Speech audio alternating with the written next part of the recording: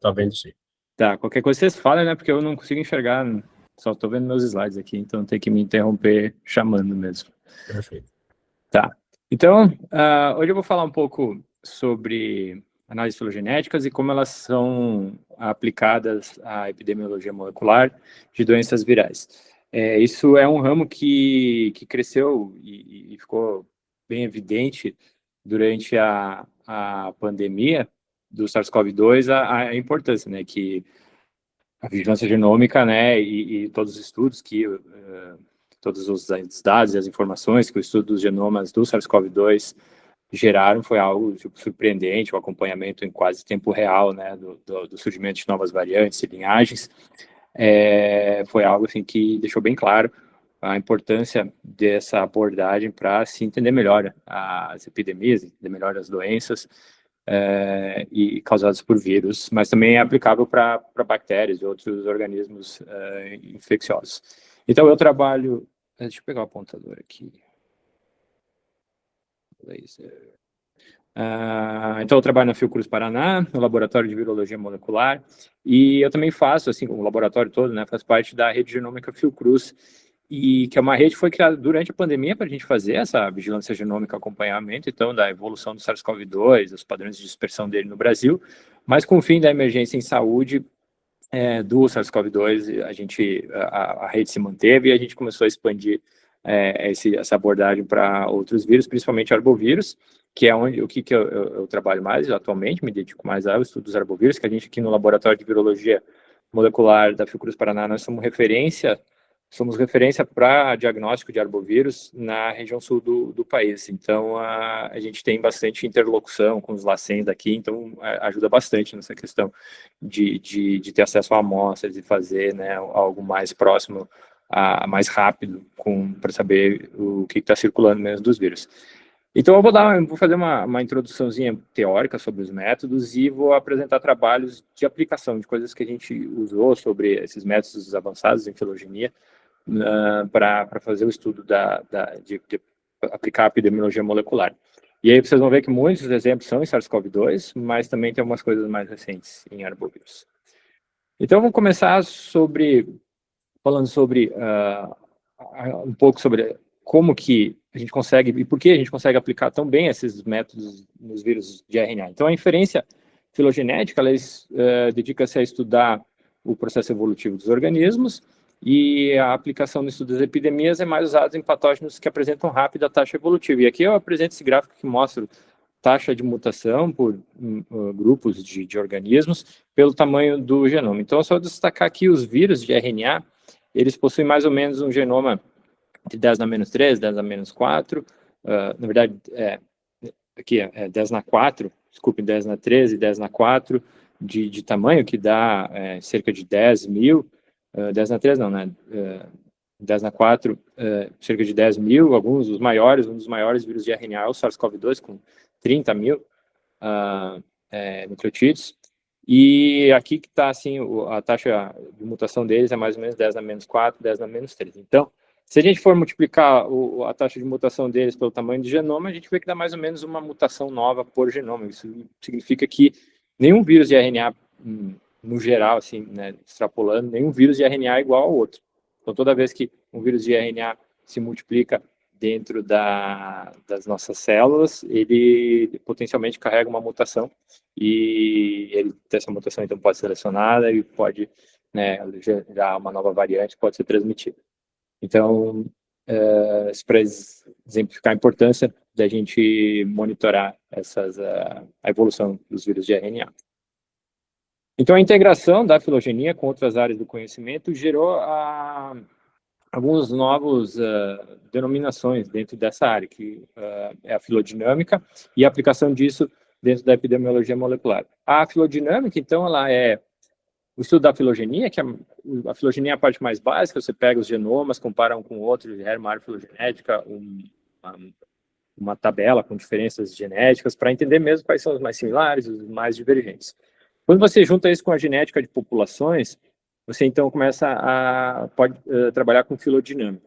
Ou então, quando você junta com dados epidemiológicos, modelos estatísticos, você também tem mais informação que vai agregando. Você pode começar a entrar no campo da filogeografia e a filodinâmica, então, mais com genética de populações, para você entender questões de crescimento populacional daquele vírus, se ele está infectando mais ou menos pessoas. Tudo isso eu vou explicar detalhadamente nos próximos slides. E também você pode integrar esses dados com imunologia e virologia molecular, com dados sobre capacidade de neutralização de vacina ou de soro de pacientes que foram infectados, como o vírus pode estar evoluindo para escapar disso.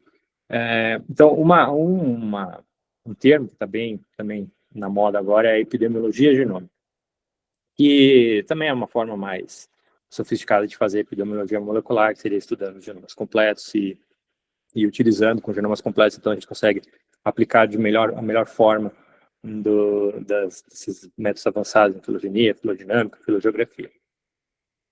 Então, algumas das questões que a filodinâmica e a epidemiologia molecular, eu vou usar esses termos ao longo da apresentação, coisas então que esse campo consegue abordar, perguntas que eles tenta responder, são qual a diversidade genética de um patógeno, como a diversidade genética varia no espaço, quando uma epidemia começou, qual a origem dela, quão rápido ela está se disseminando, qual que é a direção que ela está se disseminando, se as cepas estão associadas a alguma forma de transmissão específica e as pressões seletivas que podem estar atuando sobre o patógeno. Tudo isso pode ajudar, então, a gente entender melhor os padrões da epidemia, ajudar os gestores de saúde a formar melhores estratégias de combate a epidemia e preparar sistemas de saúde, se vai vir uma onda mais virulenta de dengue no próximo ano, por exemplo, a gente tem que estar preparado para os casos mais graves.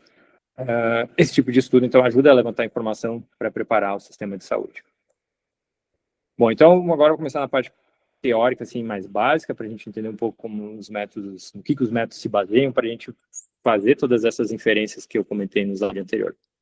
A primeira coisa, além eu não vou falar sobre a base de como a gente faz um alinhamento de sequências genômicas e como que a gente faz uma árvore filogenética, mas eu vou partir de um campo mais avançado. Com a árvore filogenética, a gente pode inferir coisas que vão muito além de simplesmente a gente saber que esse vírus que circula em São Paulo é mais similar com um vírus que circula no Paraná, e que é o que uma filogenia básica poderia nos revelar. Então, aqui nesse slide eu falo sobre a hipótese do relógio molecular, que ela nos ajuda a dizer quando as coisas aconteceram dentro de uma filogenia. Qual que é, se o vírus foi introduzido no Brasil, um vírus novo, a partir da hipótese do relógio molecular a gente pode inferir quando que ele foi introduzido e desde quando ele está circulando, talvez no país, sem a gente ter detectado ele, por exemplo. Isso aconteceu com o Zika, ele foi introduzido, a gente detectou ele por volta de 2016, mas ele já, a partir de estudos com relógio molecular, a gente viu que ele poderia ter sido introduzido muito antes, talvez de 2014, e certamente antes de 2015. Enfim, então a hipótese do relógio molecular, ela vem lá da década de 60, quando Zucker, Kandel e Pauling, eles resolveram cruzar dois tipos de dados muito interessantes. Eles já se tinha de outros estudos, né, a estimativa de quando algumas espécies se separaram, quando alguns grupos de espécies, grupos de organismos, de animais aqui, mas também tem plantas aqui, quando eles se divergiram pelo registro fóssil, então em milhões de anos. E eles cruzaram esse dado com a quantidade de diferenças de aminoácidos de alguns genes. Então, genes ortólogos, que são genes que têm a mesma função, mas em espécies diferentes. Então, eles fizeram isso para os fibropeptídeos, para a hemoglobina e para o citocromo C. E eles viram que quanto maior o número de aminoácidos de diferença entre os genes dessas diferentes espécies, maior também era o tempo com que elas haviam se separado na história evolutiva. E eles viram que essas diferenças elas se acumulavam de uma forma linear. Claro que cada gene possui a sua taxa de acúmulo de mutações ao longo do tempo. Isso mostra alguns genes mais conservados, como o citocromo C, que está até presente em plantas, mas outros que divergem de forma um pouco mais rápida, como a hemoglobina, e até aqueles que evoluem mais rapidamente, como os fibropeptídeos. E aí, como eles viram que era uma reta, talvez explicasse esse acúmulo de mutações, que era compatível com o tempo de divergência, eles propuseram que os aminoácidos se acumulavam de forma constante ao longo do tempo, como se fosse um relógio. Conforme o tempo vai batendo, então mutações vão se acumulando e o tempo vai passando. E isso que gerou a hipótese do relógio molecular. Posteriormente, se viu que essa hipótese ela só seria aplicada se houvesse uma evolução neutra, ou seja, não houvesse seleção de algumas poucas mutações que fossem muito vantajosas. Então, essas se acumulam de forma muito mais rápida. E aí o relógio ele não é constante. Eu vou falar um pouquinho disso mais para frente. E, enfim, então eles viram que existe essa taxa evolutiva que é constante entre os genes ortógonos. E a partir disso a gente poderia então começar a inferir coisas que aconteceram no passado, da evolução, olhando sequências genômicas atuais dos organismos amostrados. Então, considerando que existe um relógio molecular, pode-se calcular a taxa evolutiva das sequências ou dos genes, inferir o tempo de divergência entre os táxons, ou os táxons, né, então, que são os organismos amostrados na filogenética. Pode-se estimar o TMRCA, que é o tempo do ancestral comum mais recente. Isso é algo muito útil, né, quando a gente aplica as filogenias na epidemiologia molecular. Vamos supor que essas 3 sequências são no Brasil, e de algum vírus novo, vamos supor Zika, e aqui é um vírus da Polinésia Francesa, e aí a gente quer saber aqui, esse ancestral comum é o ancestral comum mais recente de todas as sequências no Brasil, a gente quer saber quando que foi isso aqui, e isso aqui vai nos dizer, então, quando o vírus Zika foi introduzido no Brasil. Então, a partir do relógio molecular, a gente pode fazer esse tipo de inferência.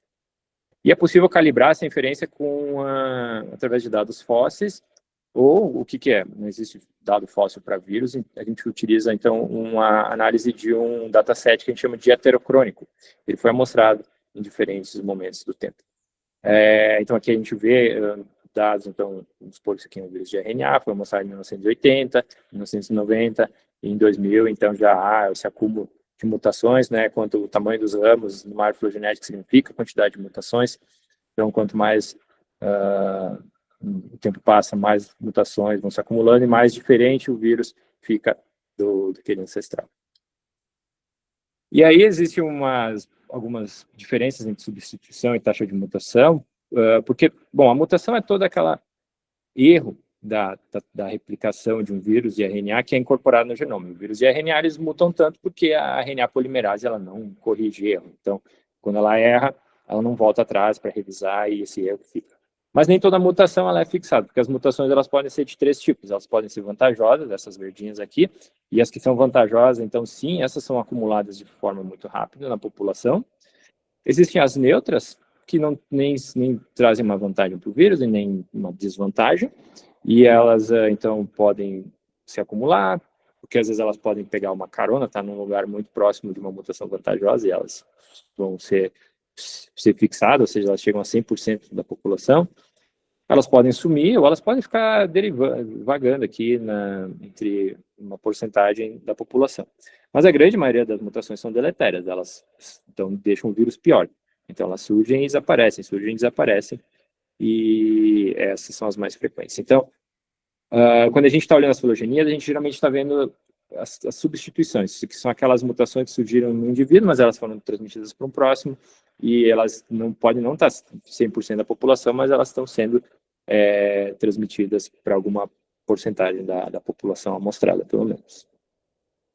Então, uma coisa que a gente vê, uma árvore filogenética é uma árvore de influenza, de muito tempo, sendo amostrado vários e vários anos com genomas representativos, e esse acúmulo constante de mutações é a divergência. Então, esses vírus aqui de 2005, eles são muito divergentes daqueles de 1992. Isso aqui são as substituições que são levadas adiante. Agora, a diversidade, quando a gente tem uma epidemia grande, existem vários vírus diferentes surgindo naquela população onde está circulando, e cada um deles é um pouquinho diferente, tem várias mutações aqui. Não necessariamente são substituições que são carreadas para um próximo ano. Então, aqui a gente diz que é uma grande diversidade. Então, existe uma diferença conceitual entre divergência e diversidade. E bem, como é que a gente então calcula, estima os eventos anteriores, como que a gente coloca uma árvore filogenética em escala de tempo? Então, partindo de uma árvore onde a gente sabe o tempo em que as amostras foram amostradas, né, com perdão da redundância, então, quando as sequências foram amostradas, a gente pode aplicar essa fórmula, sabendo, então, a quantidade de substituições que se tem, né, mutações ou substituições que se tem aqui desse indivíduo até a raiz, essa então é a distância em substituições, e a gente então aplicar nessa forma. Então vamos supor que esse indivíduo aqui ele foi mostrado em 2020, a raiz da árvore é de 2000, então a gente chega numa taxa evolutiva, que é a quantidade, é o tempo que ele demorou para não é o tempo, é a velocidade com que as mutações foram acumulando ao longo do tempo, né? Então essa taxa evolutiva, ou taxa de substituição aqui, seriam 5 substituições por ano. Mas isso geralmente é demonstrado, né, como a taxa de substituições sobre o tamanho do genoma do vírus. Então, se a gente utiliza um vírus de RNA, que geralmente é por volta de 10 mil nucleotídeos, então a gente teria essa taxa de substituição, que é algo bem comum nos vírus de RNA, 5 vezes 10 na menos 4 substituições por sítio, por ano. A questão é que a gente quase nunca sabe, né, o tempo da raiz nessa fórmula aqui. Porque aqui foi uma forma didática para tentar mostrar para vocês como que a gente começa a calcular isso. A gente geralmente não sabe quando que é isso aqui, a gente só sabe a quantidade de mutações que foi acumulada ao longo do tempo, mas não quando aconteceu, quando o ancestral viveu, que é o tempo da raiz. E muito menos a gente sabe a taxa evolutiva. A gente pode, às vezes, usar uma taxa evolutiva que é conhecida de forma geral por todos os vírus, mas isso varia muito entre os vírus. Então, quando a gente não sabe nem qual que é o tempo da raiz da árvore e nem como é a taxa evolutiva, a gente pode usar essa abordagem de uma regressão linear para, então, tentar calcular essas duas incógnitas ao mesmo tempo. Então, vamos supor que a gente tem essa árvore filogenética aqui, cada um aqui foi amostrado em um tempo diferente, entre 2012 e 2013, e aqui a quantidade, a divergência entre eles. Então, esse indivíduo mais para cima aqui, ele é o mais divergente, então ele é o que está mais no topo aqui, porque nesse eixo aqui é a divergência, e ele também é um dos que foi coletados mais recente, então ele está aqui. Ele é o segundo mais recente, porque esse aqui é o mais recente, 2013.2, isso aqui não é o mês, isso aqui é ano com decimal. Então, conforme os pontos mais para cima são aqueles mais divergentes, e os pontos mais para a esquerda são os que foram coletados mais perto do passado, e os mais para a direita mais perto do presente. E, então, a gente pode traçar uma reta que conecta e resume essa distribuição, e o ângulo da reta, então, é a taxa evolutiva, e onde a reta cruza o eixo X é o tempo da raiz. Então, existem diferenças. Então, isso aqui é um problema de regressão linear, né? Como que a gente desenha essa reta que represente melhor a distribuição dos pontos. Então, existem diferentes formas, eu não vou entrar nisso, mas essa é uma forma muito utilizada para se resolver esse problema de estimar a taxa evolutiva e o tempo da raiz ao mesmo tempo. E com o tempo da raiz, a gente consegue estimar o tempo dos outros nodos também. Bom, mas eu mostrei para vocês aqui como é uma reta, né, que explica essa distribuição dos pontos, mas nem sempre é uma reta. Então, vamos supor essa distribuição entre divergência e tempo de amostragem. A gente pode, novamente, tentar utilizar uma reta, e isso se chama relógio global ou relógio restrito, porque ele só possui um ângulo, né, uma taxa evolutiva. A gente pode utilizar uma outra abordagem que usa diferentes retas, a gente chama de local clocks, que vamos supor que esses organismos aqui, esses amostras que foram isoladas em um organismo, vamos supor, em aves, e esses outros aqui em porcos, pensando então num exemplo de influenza, cada um poderia ter a sua própria taxa evolutiva. Então, esse aqui também pode ser um modelo de relógio aplicado a esses dados. Ou pode se usar um modelo relaxado,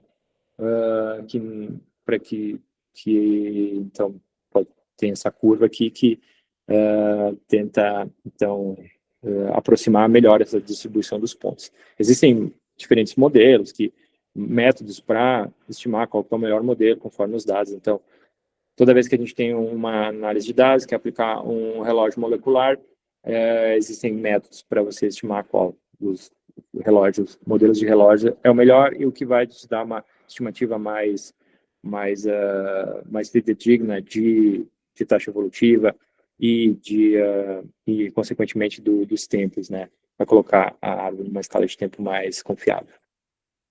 Então, esse aqui é só um exemplo do SARS-CoV-2, é um videozinho. Eu tenho que tirar do apontador para eu conseguir tocar. Aqui. Bom, SARS-CoV-2, vocês sabem, deixa eu explicar um pouquinho mais antes da play. Aqui, então, são SARS-CoV-2, várias amostras desde 2019, lá no início da pandemia na China, em dezembro de 2019, em Wuhan, até isso aqui não é muito atualizado, é até mais ou menos metade, final, de início de 2023, final de 2022, mas é o principal momento de evolução do SARS-CoV-2. Então, no SARS-CoV-2, a gente vê foram surgindo várias novas variantes de preocupação que apresentavam muitas mutações acumuladas em um momento curto. Então, parecia que a evolução do SARS-CoV-2 ela acontecia aos saltos, e ela aconteceu mesmo. Então, aqui vocês podem ver, essas cores diferentes são diferentes variantes de preocupação, tem a beta, alfa, gama, delta, outras aqui menos importantes, depois veio as ômicrons, que aí dominaram a partir de 2022 a epidemia do ômicron, também parou de se dar novos nomes, por causa que já também não era mais tão importante a gente fazer esse acompanhamento tão de perto. E as em cinza são, então, as de primeira geração. Então, nesse vídeo vai mostrar como que vai se passando o tempo e as mutações vão se acumulando e, por vezes, vai acontecendo esses acúmulos em salto. E aqui é a taxa evolutiva. Aqui está por ano, não está por ano. Então, no início são 22, agora começa o segundo, as variantes de preocupação de segunda geração, alfa, beta, gama, por exemplo, e então depois começa a dar um segundo salto com as ômicrons, e vocês veem que a reta começa a subir porque houve um grande salto de acúmulo de mutações aqui. Mas quando a gente, ao final desse período de análise das mutações acontecendo, a gente vê que, então, em média, a taxa evolutiva foi de mais ou menos 28 substituições por ano. Se a gente pega esses 28 e divide pelo número do tamanho do genoma do SARS-CoV-2, tem aproximadamente 1 vezes 10 a menos 3, que é um pouquinho mais rápido que a taxa evolutiva estimada da maioria dos vírus de RNA, mas também porque o SARS-CoV-2 ele era um vírus recém, né, feito essa transição de hospedeiro, então ele tinha muito que se adaptar ao ser humano. Esse aqui é mostrado 3 anos, né, de evolução, 4 anos. Então, tem essa diferença, mas não é algo tão absurdo, não é tão diferente do que a gente conhece de outros vírus de RNA que circulam há muito tempo na população humana, que fica mais ou menos em 5 vezes 10 a menos 4. Deixa eu voltar aqui no computador. Então, em vista dessas, agora vou dar um exemplo de um estudo que a gente fez, por causa dessa, que a gente queria investigar melhor. Então, utilizando aqui, aplicando esses conceitos de relógio molecular, um estudo para se entender como que acontecem esses saltos evolutivos no SARS-CoV-2, como aconteceu. A gente estudou bem de perto a gama aqui no Brasil, ela surgiu aqui no Brasil e se dispersou muito rápido. Então, esse gráficozinho aqui, ele mostra como que vinha a taxa de evolução do SARS-CoV-2 no Brasil. Na verdade, isso aqui é só lá na região do Amazonas, com essa taxa evolutiva, mais ou menos 5 vezes 10 a menos 4, e no final de 2020, início de 2022, tem esse salto para uma nova variante. E nesse salto aqui aconteceu o acúmulo de muitas mutações.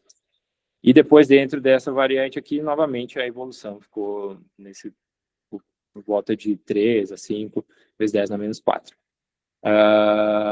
E aí, a gente foi estudando isso aqui mais de perto, a gente viu que há esses momentos de um grande acúmulo de mutações, então aqui a gente mostra quais mutações que foram se acumulando em curtos períodos de tempo, dentro da evolução da gama. É interessante a gente ver que eu botei essa caixinha aqui para mostrar que, então, fazer uma analogia com velocidade e evolução. Então, a taxa de substituição é como se é a velocidade com que o vírus está divergindo, está mutando, está se adaptando, o número de mutações acumuladas e a distância percorrida. Então, quando a gente olha uma árvore filogenética que não está em escala de tempo, o tamanho do ramo é o número de mutações. Mas quando a gente usa uma o relógio molecular para colocar uma escala de tempo, então o tamanho do ramo, ele é o tempo. Então, quando a gente vai ver aqui, ó, esse tempo aqui se passou quase um ano, nesse tempo aqui. E a quantidade de mutações que acumulou aqui não foi muito alta comparado a esse outro momento, que aqui é o momento que surge a gama mesmo. Essas aqui são diferentes variantes da gama que a gente viu surgindo. Então, nessa pequena árvore aqui, nesse, que é um insight dessa, a gente fez ela diferente para mostrar a espessura do ramo. Aqui ele é a taxa de substituição, que ela aumenta bastante em alguns momentos, então acumulando a mutação. Então, nesses momentos, a gente estima que houve seleção de uma quantidade grande de mutações, fazendo uma variante mais transmissível, que era capaz de reinfectar as pessoas, e então tinha poder de escape do sistema imune. E, bom, o resto da história a gente sabe o que aconteceu. Ela se espalhou pelo Brasil inteiro, pela América do Sul inteira também, e porque ela tinha esse poder de transmissibilidade muito maior que as outras. Agora, mudando um pouco de conceito, eu vou falar um pouco sobre análises demográficas e como que a gente consegue estimar, a partir dos genomas, a partir da filogenia, estimar como a quantidade de pessoas que estão participando desse processo, num processo de transmissão, numa epidemia, por exemplo. E aí eu vou falar um pouquinho da teoria da coalescência. A teoria da coalescência, ela tenta estimar, ela usa o tempo que dois ramos demoram para coalescer, para estimar qual que é o tamanho da população que aquela amostra veio. Então, se a gente pensar, vamos supor assim, em uma cidade pequena e uma cidade grande, esquecendo que as pessoas podem ter migrado para aquelas regiões. Então, uma cidade que teve um pequeno grupo de fundadores e eles foram cruzando entre si e crescendo as famílias, mas sem ter novas pessoas chegando. Se a gente vai numa cidade pequena, é provável que você pega duas pessoas aleatórias na rua, elas podem ser primos, irmãos, ou alguma espécie de parente não muito distante. Quando você vai numa cidade grande, isso é praticamente impossível acontecer. Então, é mais ou menos isso, esse raciocínio que a teoria da coalescência ela usa. Aqui, nesse exemplo aqui, então, os pontinhos representam a população, de onde foi amostrado os organismos, de onde foi gerado, então, as sequências deles. Então, quando a gente pega aqui no presente, existe uma população muito grande, e no passado a população é pequena. Se a gente pega amostras aleatórias daqui, elas estão dentro de uma população muito grande, é preciso voltar bastante no passado até esses ramos coalescerem, encontrarem um ancestral comum. E quando a gente olha no passado, esse tempo para coalescer, ele é muito mais rápido. Então, a partir de uma filogenia com esse formato aqui, já é possível se estimar que é uma população que está se expandindo. As amostras do presente são, então, amostradas dentro de uma população muito grande.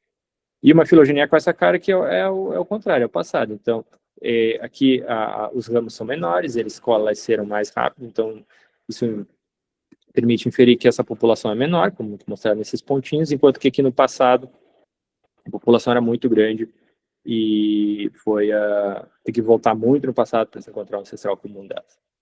Então, esse tipo a teoria da coalescência permite inferência sobre a história demográfica da população. E, usando isso, a gente estima o que a gente chama de tamanho efetivo da população, que é o NE. Então, o NE de uma população biológica real, que é o N, então, que é a população censo, ele é proporcional à taxa de ganho ou perda da diversidade genética, que é o que a gente vê na filogenética, né? Quanto mais rápido, quanto maior ganho de diversidade genética, em um tempo muito grande, então pode-se estimar que a população era grande. E o NE geralmente é muito menor que o N, então não dá para, a partir do NE, que esses modelos estimam, não dá para se fazer uma relação direta com o tamanho da população mesmo, o tamanho censo. Ele é proporcional, então quando uma aumenta, o outro aumenta também. Essa que é a utilidade. E nos estudos epidemiológicos, cada indivíduo da população efetiva, o NE, ele representa uma infecção e não um vírus. Então, quanto mais nova o NE está crescendo, está diminuindo, significa que está tendo mais transmissão ou menos transmissão de vírus. Então, um exemplo de aplicação disso aqui, novamente, é um estudo de... Novamente não, esse aqui é um estudo de influenza. e ao longo do tempo, e aqui mostra que essas barras azuis é o inverno no hemisfério sul. Isso aqui é um estudo que eu participei de influenza aqui no Brasil, aquela variante pandêmica de 2009, e os gráficos aqui mais para cima são as taxas de transmissão. A gente não consegue estimar quanto que isso aqui significa de transmissão, quanto que é o tamanho da epidemia. A gente consegue mostrar que, simplesmente a partir da filogenia e dos genomas do vírus, a gente consegue ver esse aumento no inverno de transmissão e diminuição no verão, aumento novamente no inverno, que é totalmente correlacionado com o que a gente conhece da epidemiologia de influenza. E agora, sim, esse modelo aqui também, ele aplica, ele pode estimar parâmetros demográficos sobre a transmissão de um patógeno, mas ele é muito mais aplicável à realidade da epidemiologia. Ele é o modelo de birth-death aplicado a doenças infecciosas. Então, esse modelo aqui, ele foi feito para se ver qual que é a taxa de surgimento e morte de espécies, por isso que chama birth-death. Então, isso aqui é utilizado como modelo fóssil, espécies já extintas, espécies que continuam vivas. E toda vez que havia um nodo, era o surgimento de uma nova espécie. Toda vez que havia um ramo, é a morte dessa nova espécie.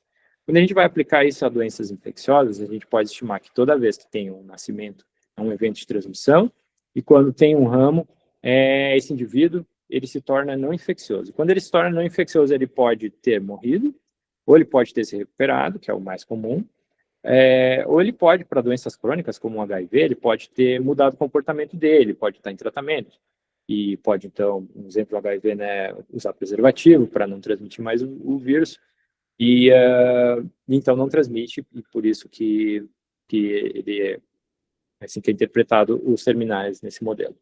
E aí, como é que a gente coloca isso para ter um dado, um parâmetro epidemiológico? Que a partir disso, a gente pode calcular o número reprodutivo efetivo.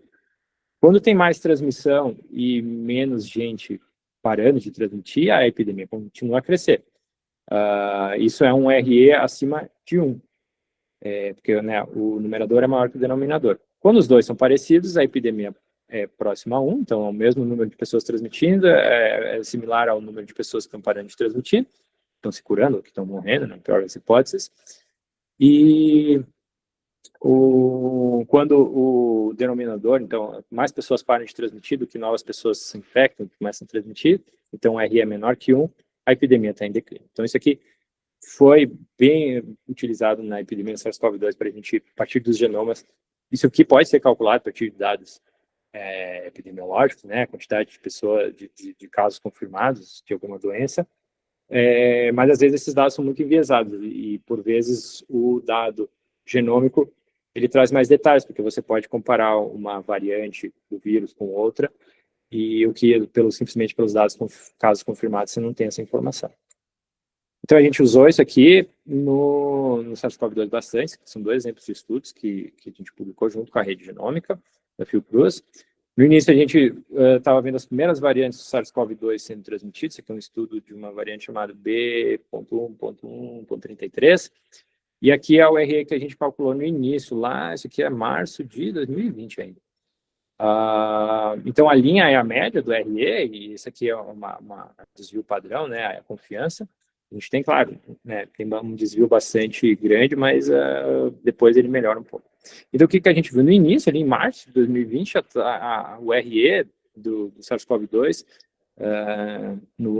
que eu acho que é só para o Rio de Janeiro, era 4. Então, cada pessoa nova infectada transmitia para novas 4. E depois isso caiu para próximo de 1, querendo-se que ele se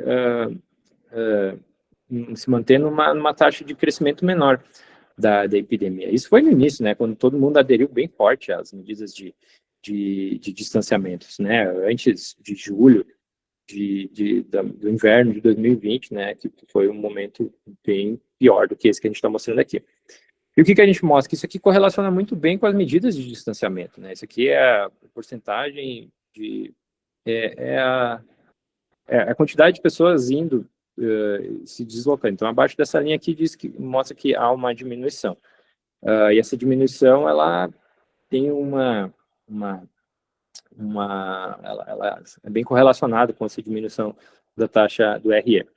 O que também mostra que no início, onde quando havia o crescimento exponencial, depois esse crescimento se tornou bem mais lento, porque, claro, ainda que houve a diminuição da transmissão,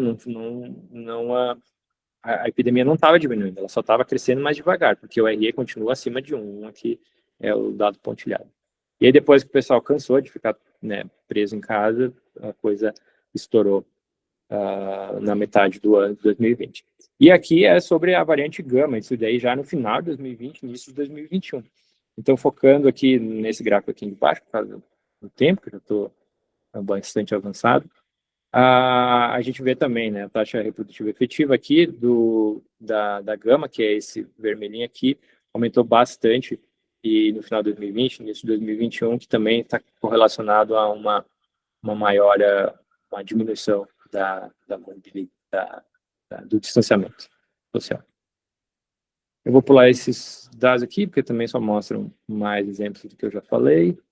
E agora eu vou falar do último tema, que é a filogeografia, e que é o tema que eu tenho mais exemplos para mostrar, porque também é uma que eu trabalho mais próximo, que eu trabalho com mais frequência com filogeografia. Então, a filogeografia, ela, a partir dos dados genômicos, a gente tenta estimar os padrões de dispersão espacial. Estuda, então, a origem geográfica, o processo de difusão dos organismos, né, mas muito mais, no nosso caso, aplicado a patógenos e vírus de RNA. Porque os organismos de vírus de rápida evolução, como os vírus de RNA, eles se modificam e vão se acumulando simultaneamente à dispersão geográfica. Por exemplo, vamos supor que uma epidemia aqui, um vírus estava se dispersando. Iniciou aqui um surto, uma epidemia na China, e aí depois é introduzido aqui, eu acho que é o Vietnã, e no Vietnã, então, ele se acumula mais algumas mutações, de lá ele é introduzido na Indonésia, e aí ele carrega consigo essas mutações que ele adquiriu lá no Vietnã, e depois para a Austrália, vamos supor. Na Indonésia, ele também circulou por um tempo, adquiriu mais umas mutações e foi introduzido na Austrália. É esse acúmulo que é característico de cada local pode ajudar a gente a inferir essas rotas migratórias, mesmo que a gente colete, então, depois, no momento que a gente não sabe que iniciou na China e qual foi o padrão de dispersão. Então, a estrutura espacial ela fica naturalmente embebida na evolução do vírus, nas árvores filogenéticas. E cabe à análise filogenética reconstruir o estado ancestral dos nodos não amostrados. Então, existem duas formas. Isso aqui eu estou falando, tudo o que eu falei é métodos utilizando estatística bayesiana. Não falei isso antes, e eu também não vou explicar qual que é a diferença da estatística bayesiana para outros métodos, como a máxima verossimilhança, mas, enfim, só explicando por que esse termo já estava aqui antes. Então, na filogeografia bayesiana, a posição geográfica ela é tratada como se fosse um traço herdável, como se fosse uma mutação que é passada junto como qualquer outra variação do nucleotídeo do genoma. E o modelo de difusão ele vai inferir, então, como que ocorreu o processo de evolução desses traços. Então, existem duas formas de fazer isso. Uma é a filogeografia discreta, onde tu vai dizer, amostras foram isoladas na República Democrática do Congo, ou na República Centro-Africana, ou no Congo, ou nos Camarões. E não importa se o quão próximas estão umas das outras. Simplesmente é dado o país, ou a cidade, ou o estado. Daí cada um escolhe o detalhamento do espaço que quer usar. Na filogeografia do espaço contínuo, então, é utilizado uma coordenada geográfica, né? Coordenadas latitude e longitude. Então, por exemplo, essa amostra aqui e essa amostra aqui, elas são muito mais próximas umas das outras, apesar de elas serem de locais diferentes, de países diferentes. Ela está mais próxima, essa amostra mais próxima de uma amostra do Camarões do que uma outra amostra do mesmo país que está na outra ponta do país. Isso pode trazer uma reconstrução mais realista. Isso aqui, então, só mostra como que a gente estima a troca de um lugar para o outro. Eu vou pular. Pode ser simétrico ou assimétrico, as taxas de transmissão, ou seja, de um país que vai... A quantidade de vezes que um país pode introduzir para o outro é a mesma de que o outro país pode introduzir naquele mesmo, ou pode haver uma taxa assimétrica também, essa forma é mais realística. Enquanto o modelo contínuo, existe o tamanho do ramo, é um espaço geográfico que é preciso ser vencido para o vírus ser transmitido. Então, quando utilizar um ou outro. Difusão contínua, ela é mais aplicável à filogeografia e epidemias de epizootias, população, então, de animais selvagens, ou até mesmo de plantas. Porque os animais, bom, claro que o ser humano pode carregar um animal, né? Até mesmo no avião, ou ser levado por um caminhão, um automóvel. Mas a gente considera que isso não acontece tão frequentemente no modelo contínuo. O problema de utilizar o modelo contínuo numa epidemia, num vírus que é transmitido pelo ser humano, é que o ser humano pode pegar um avião da China e vir parar nos Estados Unidos em poucas horas. E o modelo contínuo ele tem uma dificuldade enorme de fazer, reconstruir uma introdução dessas tão rápido, uma distância, um espaço geográfico tão distante, ser coberto, né, em um curto período de tempo. Então, devido à dinâmica de locomoção do ser humano, que é muito rápida, a gente utiliza modelos discretos, que instantaneamente você pode trocar de China para Estados Unidos ou Brasil, e isso, então, reflete melhor o que pode estar acontecendo no ser humano. Então, só alguns exemplos de filogeografia aplicada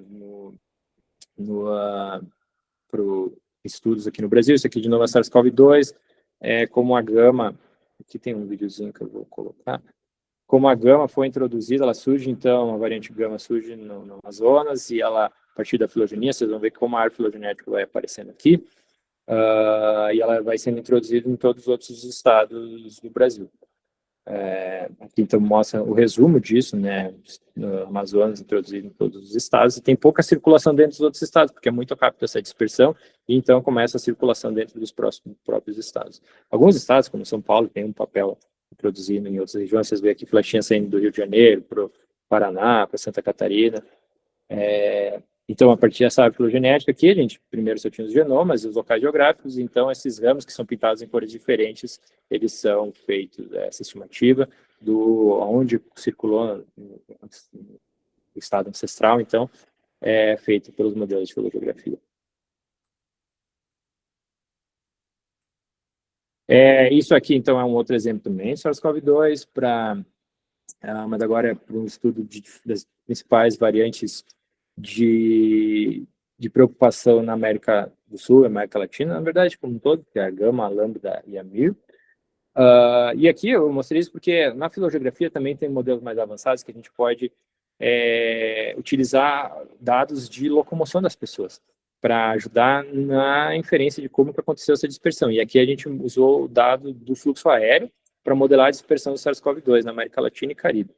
E a gente vê que, então, bom, aqui né, a Gama, como o Brasil, dispersou para todos os outros países, a Lambda dela surgiu principalmente no Peru, e do Peru para os outros países, enquanto que a Mu na Colômbia. E a gente vê que aqui, então, a quantidade de voos que sai do Brasil para os outros países, na verdade, a quantidade de voos entre todos os países, e a gente vê que no pior período ali, na metade de 2021, houve uma redução bem grande de voos internacionais na América do Sul e América Latina. E isso fez com que diminuísse bastante a taxa de dispersão, que é o tamanho das bolinhas. Então, as bolinhas vão diminuindo, que é a taxa de dispersão, né, da gama para os outros países. Isso é bem correlacionado com essa diminuição da mobilidade aérea. Mesma coisa a gente vê para a Lambda, e a gente não vê isso para a Mu. Então, a Mu teve um padrão diferente, a gente estima que talvez, como ela dispersou principalmente no Caribe, e na América Central, tem alguma outra forma de locomoção estava agindo mais do que o fluxo aéreo na dispersão terrestre, ou pelo menos via marítima, que a gente não tinha esse dado, a gente só tinha dado de fluxo aéreo. Agora eu vou falar alguns exemplos de filogeografia para dispersão de dengue, de arbovírus, que é algo que eu tenho trabalhado mais desde 2023, quando o SARS-CoV-2 então, teve a sua emergência em saúde encerrada. Isso aqui é só várias introduções do genótipo, um genótipo novo, de dengue 2, também não vou dar muitos detalhes, só mostrando, então, aplicações disso para a gente monitorar, né, a circulação de variantes. Então, a gente vê um novo genótipo de dengue, a gente detectou, foi introduzido várias vezes no Brasil, e isso aqui são gráficos da proporção, da quantidade de dengue, cada um dos sorotipos e genótipos circulando no Brasil, e a gente vê que esse dengue novo aqui, que a gente chama de genótipo cosmopolita do dengue 2, ele aumentou bastante a sua proporção em 2025, junto com o dengue 3, então isso é resultado dessas introduções. E o dengue 3, ele também é algo que a gente detectou a introdução dele a partir de 2023, que fazia muito tempo que ele não circulava no Brasil. Isso aqui são também gráficos que mostram a prevalência de diferentes tipos de dengue. E eu só vou chamar a atenção para o dengue 3, que desde 2007 ele não circulava em quantidade significante, né? Diminuiu bastante a circulação dele. E com a reintrodução, depois de tanto tempo, existe uma preocupação, uma grande população suscetível à dengue, então é importante a gente monitorar o dengue 3. Então, depois desse estudo que a gente detectou a introdução dele, a reintrodução do dengue 3, a gente está agora na fase final de preparação de um estudo que mostra a dispersão e o crescimento da importância do dengue 3. Então, aqui nesse mapa mostra os primeiros casos foram lá em Roraima e no Amazonas, depois se dispersou mais pela região norte, e agora, em 2025, foi mais aqui sudeste e sul. E, novamente, como no dengue 2, a gente vê também essas múltiplas introduções a partir de países do Caribe, da América do Sul, múltiplas introduções no Brasil. Aqui é só histórico de introduções, eu não vou explicar muito esses gráficos, mas mostra esse novo padrão. Não é um novo padrão, talvez é o padrão que sempre foi assim, só que a gente não tinha uma vigilância genômica estruturada e forte, que isso surgiu a partir do SARS-CoV-2. Uma das heranças da vigilância do Covid e do SARS-CoV-2 é essa estruturação de vários laboratórios, com equipamento de sequenciamento, equipes treinadas, e esse olhar sobre a genômica, a genética dos vírus e as suas variantes. Muitos estudos antigos de dengue, sim, detectavam uma única introdução em algum lugar, depois a dispersão por todo o país. Agora, com mais dados genômicos, a gente vê como é complexo essas introduções. E, por fim, o último exemplo que eu queria dar para vocês é do ressurgimento do Oropoche. O Oropoche é um vírus que circulava basicamente na região norte do Brasil e desde a década de 60 já se conhecia ele. E a gente começou a observar um ressurgimento dele em 2023, aqui é o número de casos, então, comentando e correlacionado com a estação chuvosa. E a gente detectou que esse ressurgimento era uma resultante de um rearranjo genético. Porque o Oropoche, ele é um vírus parecido com influenza, que tem vários segmentos, então são como se fossem vários cromossomos do genoma do vírus, dentro de uma partícula, mas ele tem, as influenza são 8, o Oropoche são 3.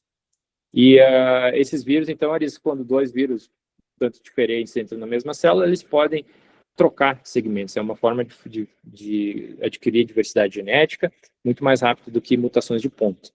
Então, esse vírus que a gente viu ressurgindo, ele era resultado de um rearranjo, e o que a gente viu depois é que ele se expandiu para o Brasil de uma forma bem ampla.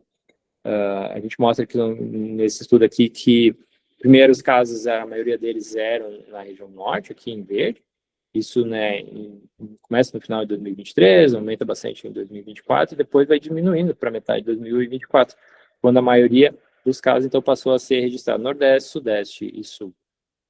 Isso aumentou mais ainda em 2025, aqui não mostra, porque o estudo foi publicado em 2024, então são dados até agosto de 2024. Mas em 2025 teve ainda mais casos, a maior proporção, quase 100% dos casos são fora da região amazônica, porque a gente nunca tinha observado antes no Brasil, até o ressurgimento dessa variante. Então a gente fez algumas análises filogenéticas, filogeográficas, e mostramos que também houve várias introduções fora da região amazônica, que então estados da região amazônica mostrados, que eles ficam aqui na região da árvore, e as introduções no Paraná, Santa Catarina, Rio de Janeiro, Espírito Santo e Pernambuco, que é da onde a gente tinha amostras fora da região amazônica, essas introduções acontecendo então no início de 2024 e de forma independente. Santa Catarina, por exemplo, 2 introduções, Espírito Santo, várias introduções. Espírito Santo acabou se tornando em 2025 o principal estado com casos de Oropoche. E aqui é o momento de introdução que também a gente pode fazer através usando, aplicando teoria do relógio molecular, filodinâmica. Então, o momento da introdução, que são essas bolinhas e os retângulos mostram a nossa confiança nessa estimativa, ela acaba vindo até meses antes do aumento do número de casos, que são os pontinhos aqui, os números de casos, quando eles são registrados. Então, há um período de circulação silenciosa dentro de cada estado até começarem a ser detectados os casos, e os sistemas de saúde também ficarem mais atentos a um novo patógeno, que é, por exemplo, o Oropoche, nesse exemplo que eu estou dando aqui. Então, era isso que eu tinha para falar. Só, então, meus agradecimentos. A Rede Genômica Fiocruz, que ela possui várias unidades pelo Brasil, a gente trabalha bem em rede, então, vocês viram que vários estudos os primeiros autores eram outras pessoas, não eram nenhum do meu grupo, mas a gente entra ajudando a analisar os dados, às vezes a gente gera dados e algum outro grupo que lidera as análises e utiliza dados de todos. A gente tem um site que tem vários achados, que resume um pouco tudo que a gente tem feito. E esse aqui é o Laboratório de Virologia Molecular, aqui na Fiocruz Paraná, meu e-mail para contato.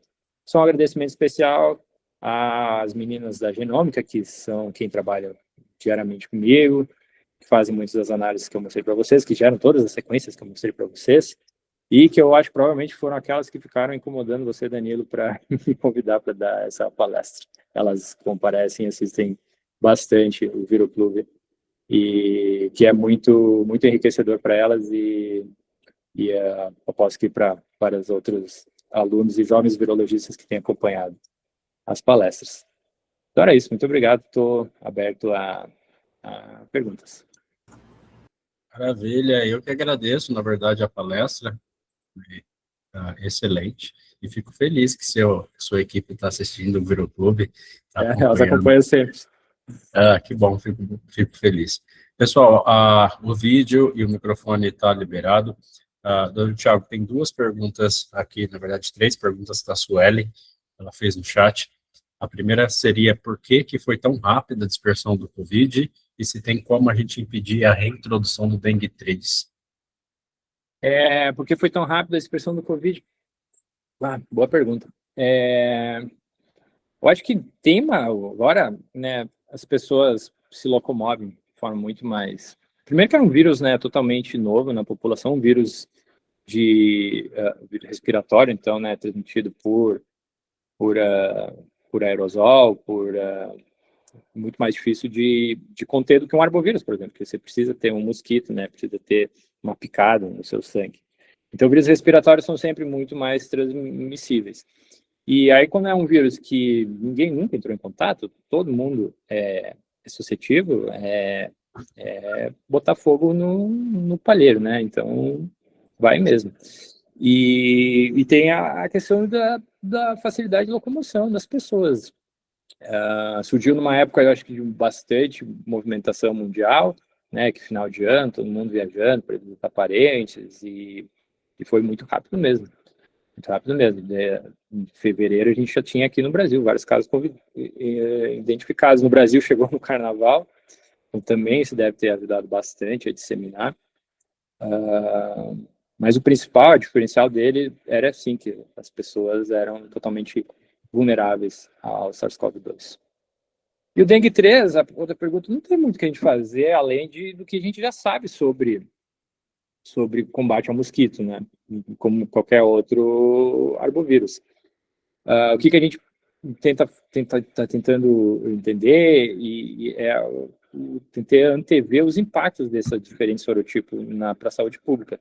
Se vai acontecer, pode ser acontecer mais casos graves de dengue, se não pode haver mais mortes, se é preciso estar porque o dengue, né, é uma doença que a gente consegue evitar com que agrave, tem que dar o suporte apropriado aos pacientes, então tem que estar com a estrutura hospitalar muito boa, todos os médicos atentos para no primeiro atendimento, né, saber identificar se tem possibilidade dessa dengue, tem sinais de alarme, né, que podem agravar.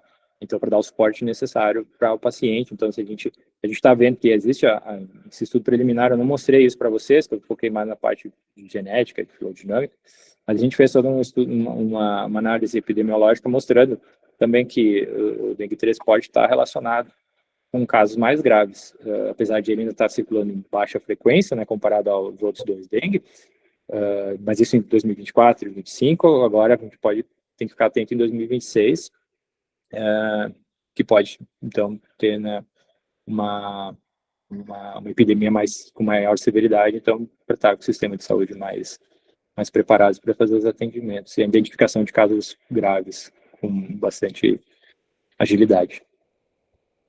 Perfeito. Achei interessante a pergunta do Júlio. Ele quer saber se essas análises que você fez pode ser também utilizada para vírus de plantas.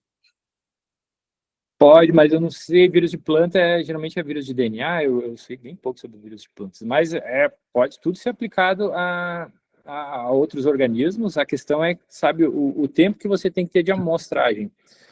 Porque um vírus de DNA vai ter muito menos mutações sendo acumuladas. Então, e muitas vezes os genomas são muito maiores. A gente tem, eu não tenho trabalhado com Mpox, mas Mpox é um vírus epidêmico agora, está preocupando bastante pessoas, e ele é um vírus de DNA, ele tem um genoma enorme, 200 mil, eu acho, pares de base. E aí também tem a dificuldade, a parte computacional fica muito mais pesada, sabe, demora muito mais, às vezes você tem que focar, não precisa trabalhar com o genoma completo, né, foca nas regiões mais variáveis, onde tem mais informação. E então não há restrição por ser vírus de planta nem um pouco, só tem que ver essa questão de que tipo de genoma que é, qual que é a taxa de acúmulo de mutações dos vírus. Perfeito. Tiago, eu achei interessante os dados que você mostrou, quando você está falando da taxa de mutação do SARS-CoV-2. Você tinha mostrado que ele tem uma taxa de mutação um pouco maior, e talvez isso seria por uma transição de hospedeiro, uma recente transmissão de hospedeiro, comparado com outros vírus de RNA, que teria uma taxa de 10 a menos 4, 10 a menos 3, aproximadamente. Mas você acha que isso poderia ser por uma falta de vigilância genômica dos outros vírus também? Porque com o SARS-CoV-2 a gente sequencia mais e tem muito mais informações, e aí a gente consegue fazer, na verdade, uma análise um pouco melhor da quantidade de mutações, até dessa velocidade de troca e de mutações. Você acha que pode ter uma relação com isso, ou realmente ele tem uma taxa um pouco mais rápida de mutações? Pode, eu acho que no início ele teve, sim, por causa desses saltos episódicos de evolução que ele teve. E sim, também pode ter havido essa questão da gente estar olhando ele tão de perto, sabe? Que cada mutação nova que surge no SARS-CoV-2 a gente estava detectando, e isso talvez deu uma superestimada, né? Na capacidade dele de acumular mutações e divergir. Agora, a questão é que, porque ele é um vírus muito recente, né? Talvez para a gente comparar com os outros vírus e testar essa sua hipótese, a gente teria que pegar uns outros vírus aparentados do grupo dos saber-covírus, que são outros, o SARS-CoV-1, por exemplo, né? O MERS-CoV, que são todos esses dos beta-coronas, que então a gente tem uma história evolutiva mais longa, e aí a gente poderia ter um balanço melhor sobre essa questão da superamostragem, né, do SARS-CoV-2. E aí a gente poderia inferir, por exemplo, né, para mais ou menos comparar com dengue, por exemplo, que a gente tem dados históricos muito longos, né, sequências lá em 1960 e 70, mas são muito esparsas no tempo, né, então isso pode trazer uma viés realmente. Mas eu acredito que teve, pelo menos nos 3 primeiros anos, dá para dizer, até o surgimento da Omicron, essa rápida evolução. Esses dados de taxa de mutação, de evolução viral, eles são dados que são fáceis de se fazer in vitro, experimentos que dá para você fazer uma simulação in vitro para você chegar a extrapolar para uma população, por exemplo? Mas aí ia ser artificial, né, se você fizesse in vitro. Porque não tem os diferentes sistemas imunes que estão fazendo pressão seletiva no vírus, ele não está tendo que realmente se adaptar. Se você tem uma cultura de célula ali, você quer fazer in vitro, ela vai estar se adaptando àquela cultura só, sabe?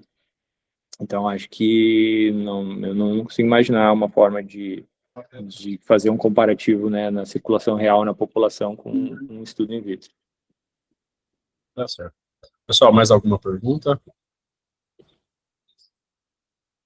Então, Thiago, agradeço muito. As portas do Viroclube estão sempre abertas, então pode participar com novas palestras, ou mesmo assistindo, contribuindo com a gente, que vai ser muito proveitoso e muito bom para a gente.